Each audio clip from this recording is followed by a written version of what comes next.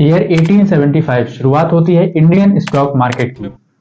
इस वीडियो में हम बात करेंगे शेयर मार्केट के पास्ट, प्रेजेंट और फ्यूचर के बारे में कि शेयर मार्केट की शुरुआत कहां से हुई, शेयर मार्केट में इस समय चल क्या रहा है और शेयर मार्केट में आगे होने क्या वाला है।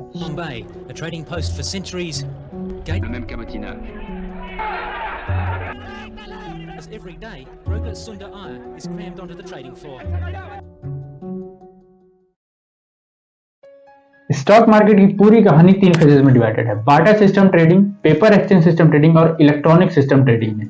तो पहली फेज बार्टर सिस्टम ट्रेडिंग में होता यह था कि हम उस समय चीजों को एक्सचेंज करके ट्रेडिंग किया करते थे।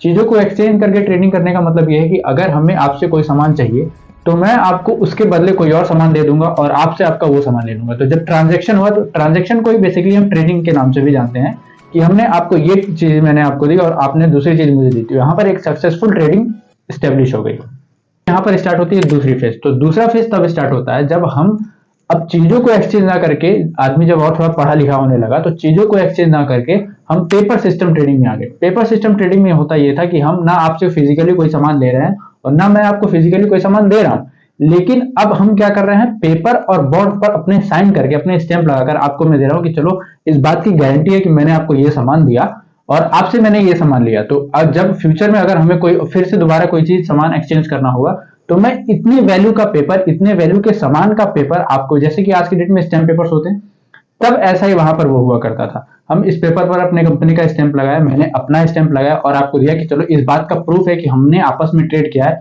इन फ्यूचर अब मुझे ये सामान किसी और को बेचना होगा तो मैं ये स्टैंप की उतनी ही वैल्यू और मैं उठा करके जब उसे दूंगा तो वो भी मुझे कुछ ना कुछ रिसिप्ट देगा, कुछ ना कुछ का स्टैंप लगाकर मुझे देगा कि हाँ हमने सक्सेसफुल ट्रेडिंग स्टेब्लिश कर ली है और ये एक्सचेंज आगे भी चलने वाला।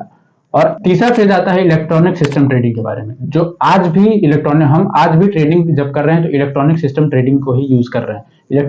इलेक्ट्रॉनिक सिस्टम ट्रेडिंग में हम ये कर रहे हैं कि हमने एक ऑनलाइन पोर्टल तैयार कर लिया, डीमैट अकाउंट कर लिया, ब्रोकर्स को ऑनलाइन असाइन कर दिया और बैंक और अकाउंट्स को आपस में लिंक कर दिया। अब हमें कोई भी ट्रांजेक्शन करना है, हमें किसी भी कंपनी के शेयर्स लेने हैं तो मैं क्या करूंगा, ऑनलाइन उसे पैसे ट्रांसफर करूंगा और उस कंपनी के इतने नंबर ऑफ शेयर्स में ले लूंगा। ना हमारे पास कोई फिजिकल एसेट आ रहा है, ना हमारे पास कोई पेपर आ रहा है, लेकिन हाँ इलेक्ट्रॉनिक में डेटा बेसेस में ये सेव हो रहे हैं कि चलो ठीक है आपने इतने शेयर्स इस कंपनी के ले ली। तो इस चीज को हम ये कह रहे हैं इलेक्ट्रॉनिक सिस्टम ट्रेडिंग। तो यहां पर मैं एक वर्ड यूज कर रहा हूं, ट्रेडिंग। ट्रेडिंग का बेसिक सा मतलब यह है कि सक्सेसफुल ट्रांजेक्शन जब भी कंप्लीट होता है तो हम उसे कहते हैं कि हाँ एक सक्सेसफुल ट्रेड स्टेब्लिश हो गया है। मतलब अगर मैं बात करूं शेयर्स के टर्म में, तो आपने अगर किसी कंपनी के शेयर खरीदे और उस शेयर को खरीद कर फिर आपने उस कंपनी के शेयर को बेच भी दिए, या तो आपको प्रॉफिट हुआ होगा या तो लॉस हुआ होगा, वो कोई मैटर नहीं है उसमें। अगर आपने उस कंपनी के शेयर खरीदे और खरीदने के बाद बेच दिए तो बेचने की और खरीदने के इस प्रोसेस को ही जब ये सक्सेसफुली कंप्लीट हो जाता है तो हम ये कहते हैं कि हमने एक सक्सेसफुल ट्रेड कंप्लीट किया। तो ट्रेड का बेसिक सा मतलब ये समझिए कि हम यहाँ पर ट्रांजेक्शन को कंप्लीट कर रहे हैं, या तो वो पैसों के टर्म में ट्रांजेक्शन हो, या तो वो बॉन्ड के टर्म में ट्रांजेक्शन हो, या तो वो किसी सामान के टर्म में ट्रांजेक्शन हो, या फिर वो किसी शेयर के टर्म में ट्रांजेक्शन हो। अगर हम एक सक्सेसफुल ट्रांजेक्शन कंप्लीट कर रहे हैं, खरीद रहे हैं और बेच रहे हैं, तो हम ट्रेड कर रहे हैं। तो इंडिया में पहली ट्रेडिंग की जाती है बॉम्बे के दलाल स्ट्रीट पर, एक बरगद के पेड़ के नीचे 5 लोगों के बीच में। तो 5 लोगों के बीच में आपस में सामान का ट्रांजेक्शन होता है, शेयर्स के ट्रांजेक्शन होते हैं, पैसों के ट्रांजेक्शन होते हैं, मतलब वहां पर ट्रेडिंग की शुरुआत हो गई। अब जैसे जैसे ये चीज और फैलने लगी, लोग इससे पैसे कमाने लगे, तो ये चीज गवर्नमेंट के संज्ञान में आने लगी। अब गवर्नमेंट का सिंपल सा रूल ये होता है कि अगर आप पैसे कमा रहे हो तो आपको मुझे उसमें से कुछ % हिस्सा एज अ टैक्स देना होगा। तो गवर्नमेंट ट्रेडर्स या फिर जो भी उस समय ट्रेडिंग लीडर्स होते थे उनसे ये कहती है कि ठीक है अब आप इससे पैसे कमा रहे हो तो ठीक, आप मुझे कुछ % हिस्सा मुझे भी दो और मैं इसके बदले आपको इसे लीगलाइज करके दे दूंगी। पहले ये कहती है कि चलो ठीक है मैं आपको सिस्टम बनाकर दे देती हूँ। अब आता है ईयर 1875, जब एशिया में पहला एक्सचेंज, स्टॉक एक्सचेंज स्टेब्लिश होता है। स्टॉक एक्सचेंज का मतलब यह है कि एक वो जगह, एक ऐसा ऑफिस जहां पर सारे स्टॉक्स लिस्टेड होते हैं और वहां से आप शेयर्स को खरीद रहे हो, बेच रहे हो, तो एक्चुअली वहां पर स्टॉक्स के एक्सचेंज हो रहा है। एक्सचेंज होने का मतलब आपने मेरे शेयर मैंने आपको दिए, आपसे कुछ शेयर मैंने आपसे लिए, पैसे मैंने आपको दिए, उस पैसों के बदले आपसे मैंने शेयर ले लिए। तो हम क्या कर रहे हैं, स्टॉक्स का एक्सचेंज ही कर रहे हैं एक तरह से। तो बॉम्बे स्टॉक एक्सचेंज यही है। अब साल आता है 1956 का। गवर्नमेंट से रिकॉग्निशन मिलने के बाद 1956 में एक और रिकॉग्निशन मिलता है जिससे रिटेल इन्वेस्टर भी मार्केट में इन्वेस्ट कर सकते हैं या फिर मार्केट में कुछ शेयर्स खरीद सकते हैं। राइट। अब तक जो भी ट्रेडिंग होती थी वो पेपर के एक्सचेंज के थ्रू होती थी, फिजिकल पेपर्स के एक्सचेंज के थ्रू होती थी, जैसा कि आप इस वीडियो में, इस फोटोज में देख सकते हो। लेकिन इस पेपर सिस्टम ट्रेडिंग में एक दिक्कत थी। अब दिक्कत क्या थी? दिक्कत ये थी कि जो भी आप ट्रेड लेते थे, जो भी रिटेल इन्वेस्टर ट्रेड करते थे या फिर बड़ी बड़ी कंपनीज ट्रेड करती थी, तो ये ट्रांजेक्शन या फिर ये जो ट्रेड होती है इसका एक पर्टिकुलर टाइम होता है कि इतने समय से इतने समय के बीच में अगर 1 घंटे का समय आपको मिला तो इतने देर में आपको ये शेयर खरीद लेना और इतने देर में ये शेयर आपको बेच देना है। लेकिन जब पेपर सिस्टम ट्रेडिंग होती थी, जैसा कि आप इस वीडियो, इस फोटोज में देख सकते हो, आप पेपर के थ्रू इतने सारे लोग एक जगह इकट्ठे होकर के आपस में भेड़ बकरी की तरह लड़ते थे और हाँ मुझे ये शेयर चाहिए, मुझे ये शेयर चाहिए। इससे दिक्कत ये आती थी कि आपका कभी कभी कोई शेयर छूट जाता था, आप कभी कभी कोई शेयर खरीदने के बाद आपके उसके सेलर नहीं मिल रहे, बायर्स नहीं मिल रहे, तो इस शेयर का आपको लॉस हो जाता था। इससे इससे लोगों को प्रॉफिट भी होता था और ज्यादा से ज्यादा लॉस भी कर देते थे। अब इसमें दिक्कत ये होने लगी, तो अब गवर्नमेंट ने ये सोचा कि एक काम करते हैं, इसे थोड़ा सा और रिवोल्यूशनाइज करते हैं। रिवोल्यूशनाइज करने का मतलब थोड़ा सा इसे डिजिटल टर्म में ले आते हैं। उस समय हमारे पास टेक्नोलॉजी भी आ चुकी थी और कंप्यूटर्स भी आ चुके थे, तो अब क्यों ना हम इस सिस्टम, इस टेक्नोलॉजी को यूज करके अपने ट्रेडिंग को कंप्लीट करें या फिर इस ट्रेडिंग के ट्रांजेक्शन्स को कंप्लीट की जाए। अब तक वो टाइम आ चुका था कि कंप्यूटर्स होते थे, मोबाइल फोन्स आ चुके थे, इंटरनेट फैसिलिटीज आ चुकी थी, हर जगह नहीं आई थी, लेकिन हाँ ऐसे बड़े बड़े जायंट्स या फिर ट्रांजेक्शन या फिर ट्रेडिंग करने के लिए इंटरनेट्स आ चुके थे, कंप्यूटर्स आ चुके थे। तो अब आता है ईयर 1992, जहां पर स्टेब्लिशमेंट होती है नेशनल स्टॉक एक्सचेंज की। अब नेशनल स्टॉक, अब हमारे पास पहले से बॉम्बे स्टॉक एक्सचेंज था, तो नेशनल स्टॉक एक्सचेंज की जरूरत क्या क्यों होने लगी? अब बॉम्बे स्टॉक एक्सचेंज में अभी भी चीजें पेपर के थ्रू ही ट्रेड की जाती थी, पेपर पे लिख करके, बॉन्ड्स के थ्रू, स्टैम्प पेपर्स के थ्रू यहाँ पर ट्रेड पहले की जाती थी। अब नेशनल स्टॉक एक्सचेंज आने के बाद यहाँ पर सारी चीजें ऑटोमेटेड हो गई, कंप्यूटराइज हो गई।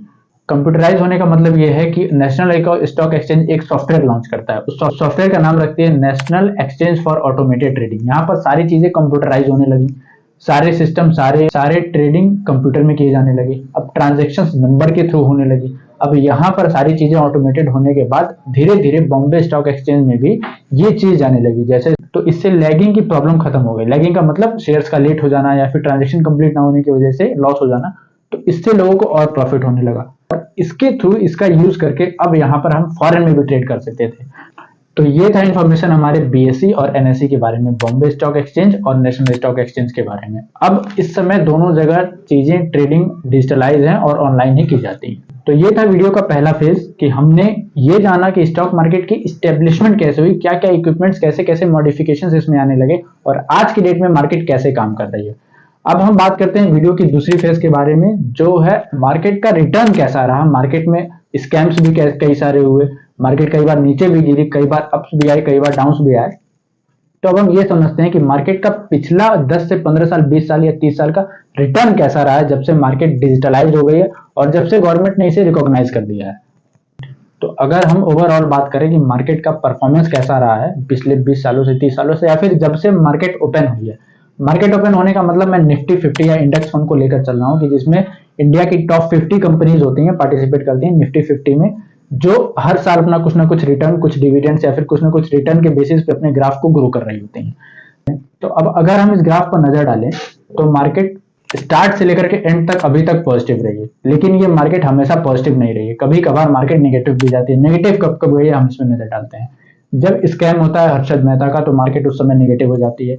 जब 2008 का रिसेशन आता है तब मार्केट नेगेटिव हो जाती है। जब कोरोना का टाइम आता है तो मार्केट नेगेटिव हो जाती है। मतलब जब भी एक फियर क्रिएट होगा मार्केट में या फिर लोगों के बीच में फ्री फियर क्रिएट होगा तो लोग अपने पैसे मार्केट से निकाल लेंगे। अब किसी कंपनी में आपने पैसे इन्वेस्ट किए और आपने अगर अचानक से उस कंपनी में से पैसे निकाल लिए तो कंपनी के परफॉर्मेंस में डाउन आएगा, और अगर कंपनी का परफॉर्मेंस डाउन होगा तो उस कंपनी का ग्राफ नीचे आ जाएगा। मतलब स्टॉक मार्केट का परफॉर्मेंस या फिर उसका ग्राफ नीचे आ जाएगा।